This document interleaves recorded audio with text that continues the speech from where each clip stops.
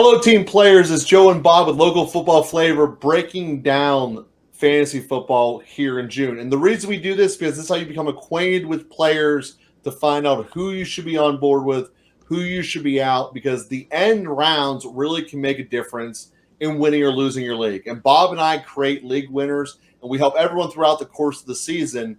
And this beginning exercise in June is ESPN's top 20 rounds of a 10-person league for a standard PPR setup league, Bob.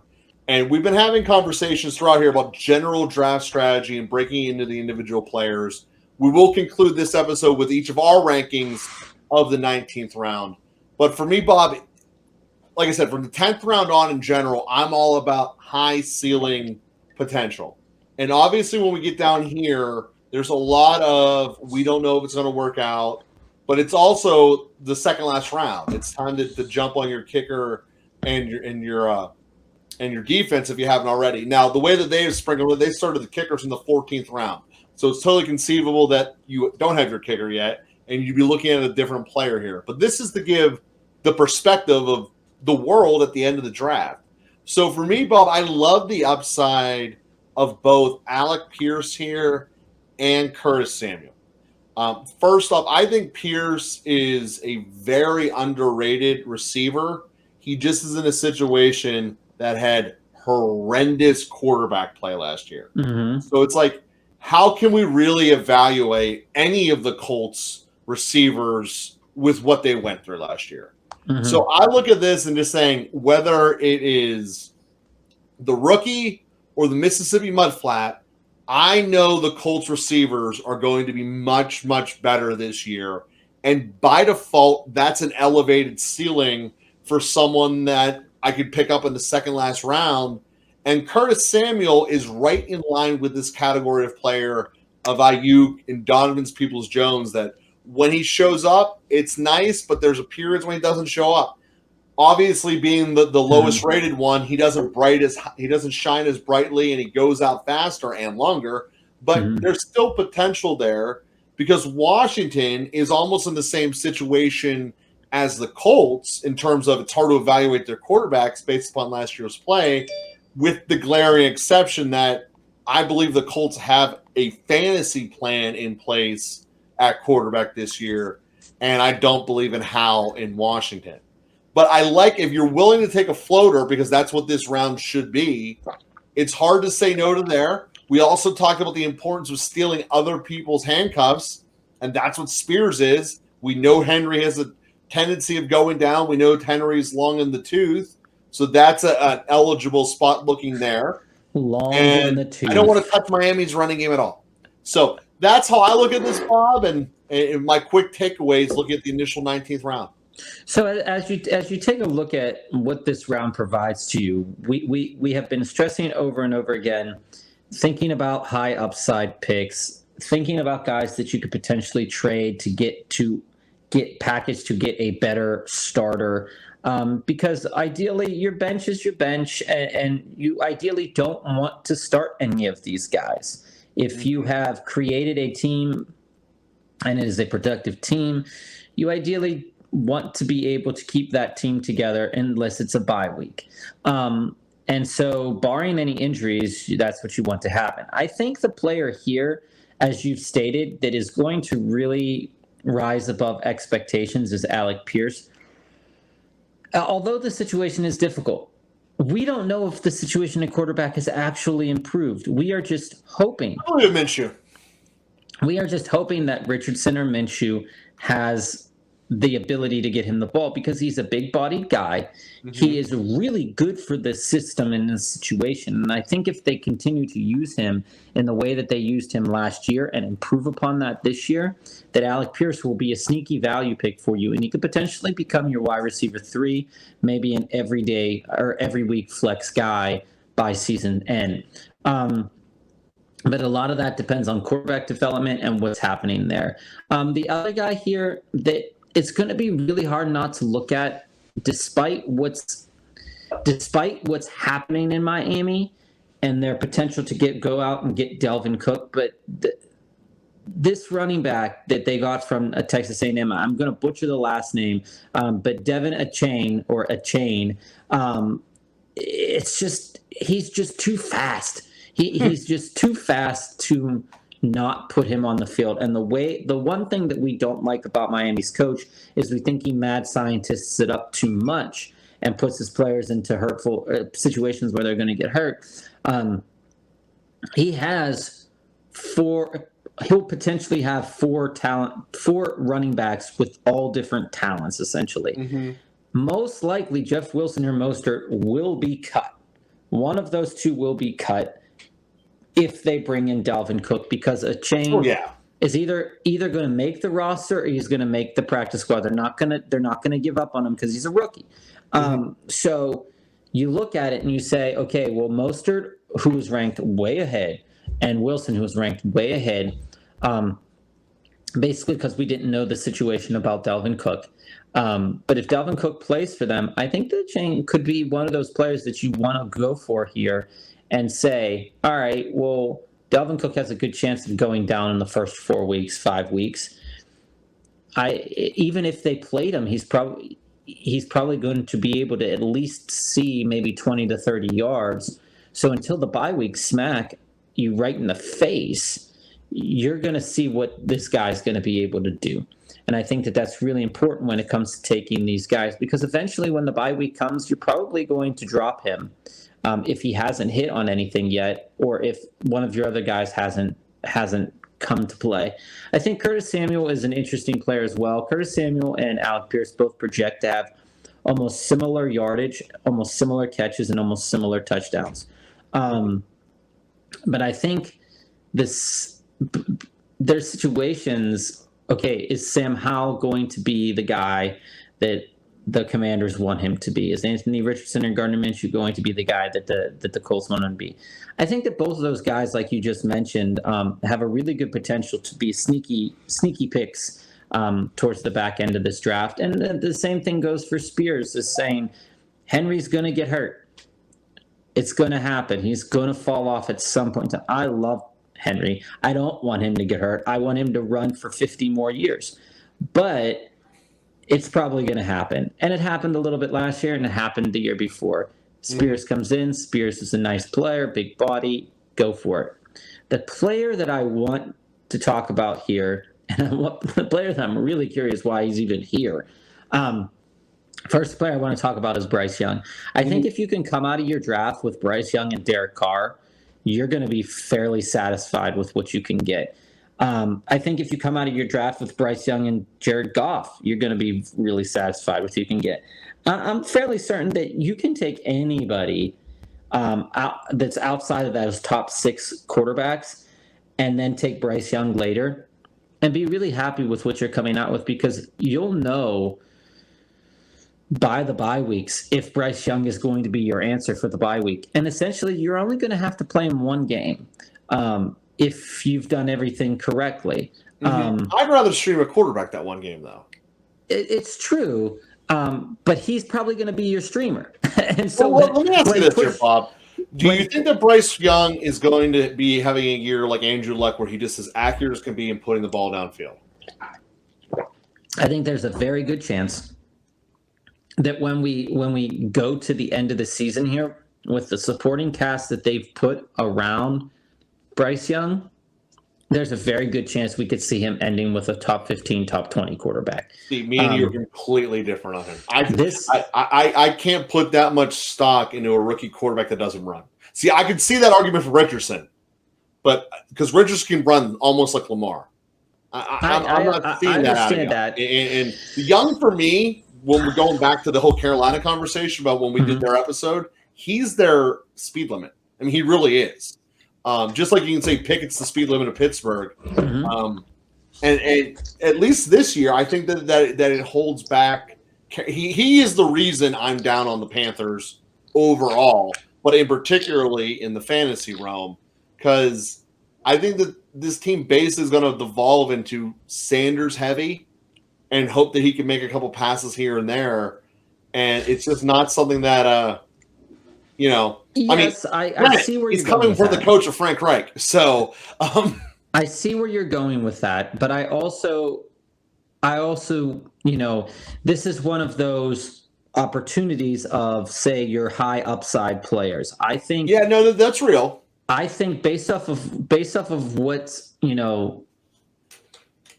we haven't seen him play yet. We haven't seen him play in a professional football, and I just do like know he's small though. He's one of the smallest right. quarterbacks in the NFL. And just like Anthony Richardson is that unknown as well. The upside on Anthony Richardson, as you stated, is really, really high. The upside on Jameson Williams, who we technically really haven't even seen play in the NFL either at wide receiver, is potentially really, really high. And Bryce Young is an exceptional talent. The sky's the limit for him. And I think that by surrounding him with the veterans, and I'm going to talk myself into this point all the time, is by surrounding him with veterans that have experience both losing and winning games. It's important that they've lost games, because if you have veterans that have always won games, they don't know how to handle it when they lose. And so I think it's important to come and say, okay, we were at the Adam Thielen, for example, we were at the precipice of making the NFC Championship game how many times? We were, DJ Shark, I played on a very bad Detroit team for a couple of years, right? When you look at Miles Sanders, I was in the Super Bowl last year. This is what you have to do to get to the Super Bowl, Bryce Young. I'm going to show you what to do. I'm going to talk myself into Bryce Young at every point in time and every situation. This is why you're bigger on that division than me. Because they've surrounded him with the talent necessary for all of the learning experiences that you're going to get in your career. They all have a piece of the pie in the offense here. The only question that's the other reason I like things that are already made, not congealed. I get it. But if I'm thinking about, again, this is if I'm drafting two quarterbacks. If I'm a guy that doesn't like to draft two quarterbacks, yeah, Bryce Young isn't even going to be drafted in my league. You could pick him up in free agency. You can stream him. That's all that to say.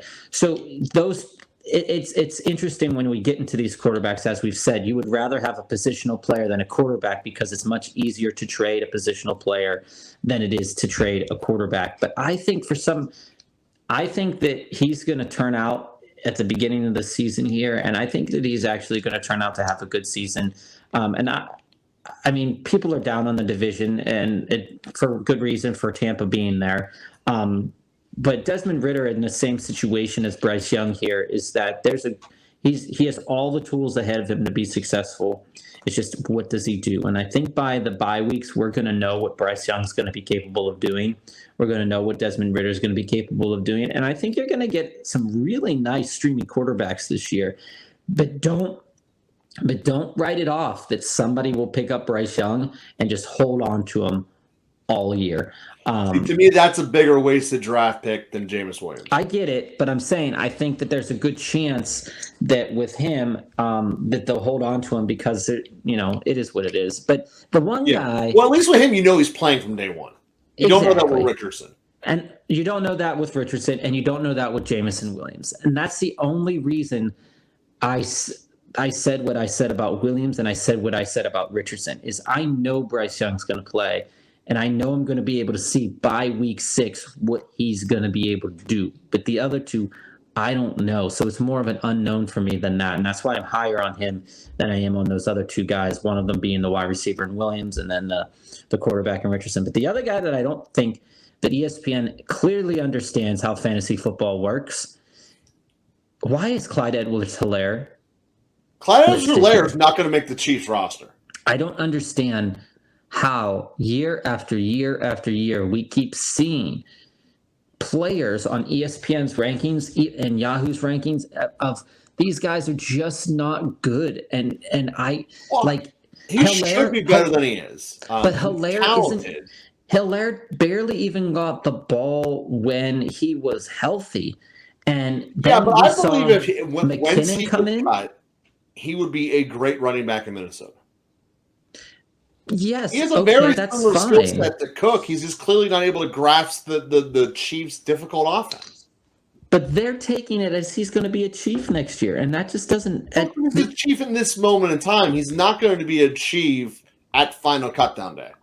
I'm just saying it doesn't sit well with me. even when he's healthy, I'm not touching Clyde Edwards-Helaire. I think in the vein of Ezekiel Elliott, I think he could be the most toxic fantasy football item that you could possibly go into a draft taking. Odell It's Odell Beckham.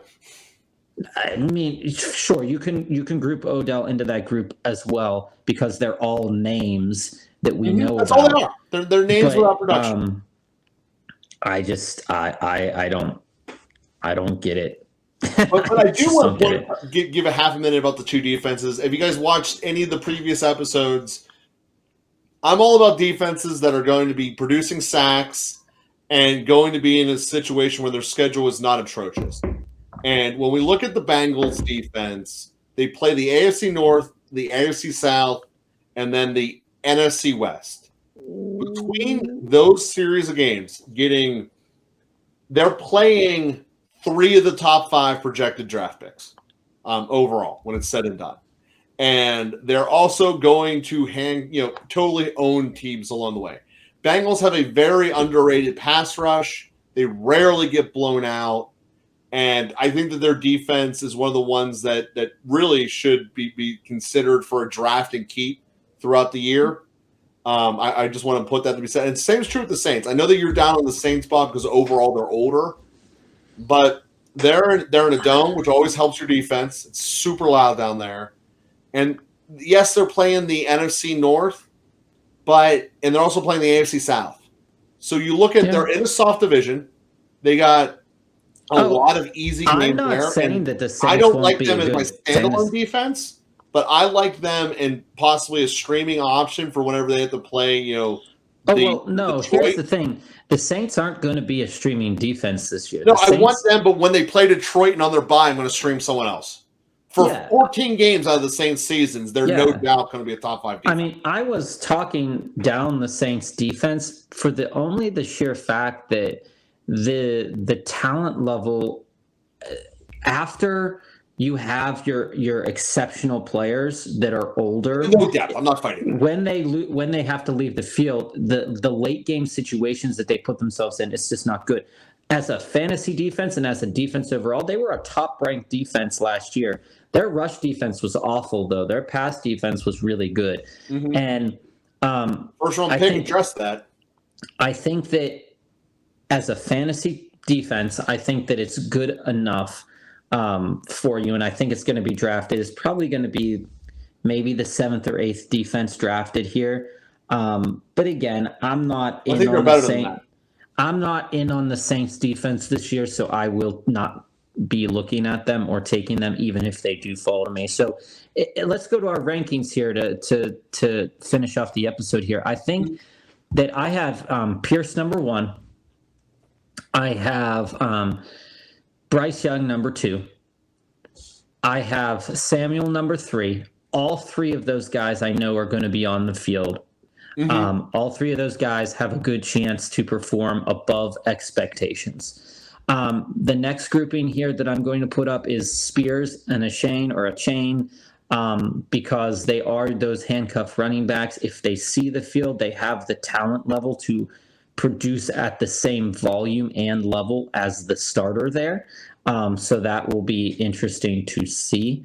I will then put the Saints and then the Bengals defense. And then I'll put Nick Folk, the kicker.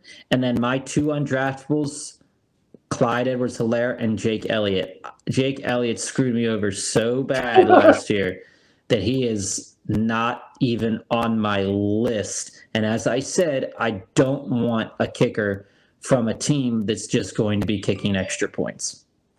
And that's fair. So my list is going to be Pierce, then Samuel. I much bigger on the Bengals defense than you. I would put them 3rd in this group. I do love Spears as well. He's 4th. Number 5 would be the Saints defense. Number 6 would be Folk. Number 7 would be Elliott. Then 8, 9, and 10 are going to be the other ones. I don't think that I think there's a very good chance that Clyde Edwards-Helaire and a chain are not on their current team starting roster, one being on the practice squad, the other one being either out of football or on someone else's team. And I don't want to touch a rookie quarterback. I mean, I get that you're on Bryce Young. It's certainly a good argument for it. But in a single quarterback league, I think I'd be able to stream him. And he's not the kind of guy I want to sit around and wait for it to come around. Because even in the best of quarterback situations, Frank Reich does not make amazing. Yeah, like I said, in a league where you only have to draft one quarterback, that's what you should be doing. That is definitely what you should be doing. We've already talked about the 10 quarterbacks that should be drafted. But if you're in a league that everybody drafts 2 quarterbacks, or you're in a 2 quarterback 10-team league, Bryce Young is on your radar, and you should walk away from your draft with him. Yeah, and that is fair. So, team players, if you haven't already, click subscribe, become a team player, and we will be doing a best ball league with our fans here as we get closer to August. So, if you're interested, reach out to us here, either at our website that's on our homepage, or do it in the comments down below.